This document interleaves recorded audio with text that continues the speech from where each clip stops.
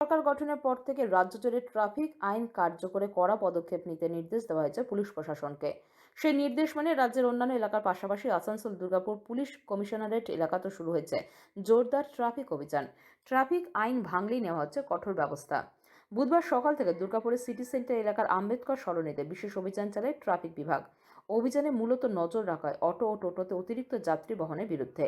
নিয়ম লঙ্ঘন করলে গাড়ি আটক করে চালকদের সতর্ক করা হচ্ছে। এছাড়াও বাইক আরোহীদের ক্ষেত্রেও চলছে কড়াকড়ি। হেলমেট ছাড়া রাস্তায় বেরোলে থামিয়ে সতর্ক করা হচ্ছে চালক আরোহীদের। পুলিশের দাবি, সাধারণ মানুষের নিরাপত্তা নিশ্চিত করতেই বিশেষ অভিযান চালানো হচ্ছে। আর হসপিটাল থেকে ঠিক আছে, তো যদি কিছু হয় এগুলো কে দেখবে? ওরা কেউ কম্পেনসেশন পাবে? কিছু পাবে? না টাকা পয়সা পাবে?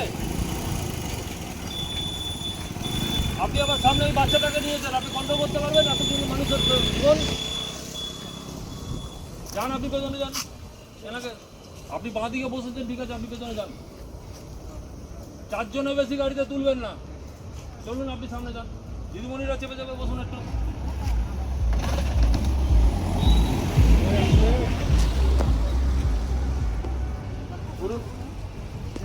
যান, আপনি ওখানে সামনে বসুন, একজনের বেশি তুলবেন না। পিছনে উঠুন, পিছনে উঠুন, পিছনে উঠুন। আগে পিছনে হয়ে যান। চারজনের বেশি তুলবেন না ভাই, আপনাকে বলে দিলাম চারজনের বেশি তুলবেন না। এই গাড়ির নাম্বারটা লিখুন তো, এই যে গাড়ির নাম্বারটা লিখুন।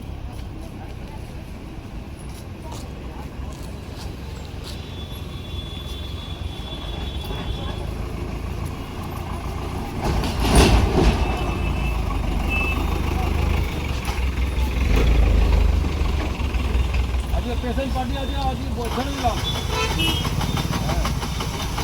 पिताजी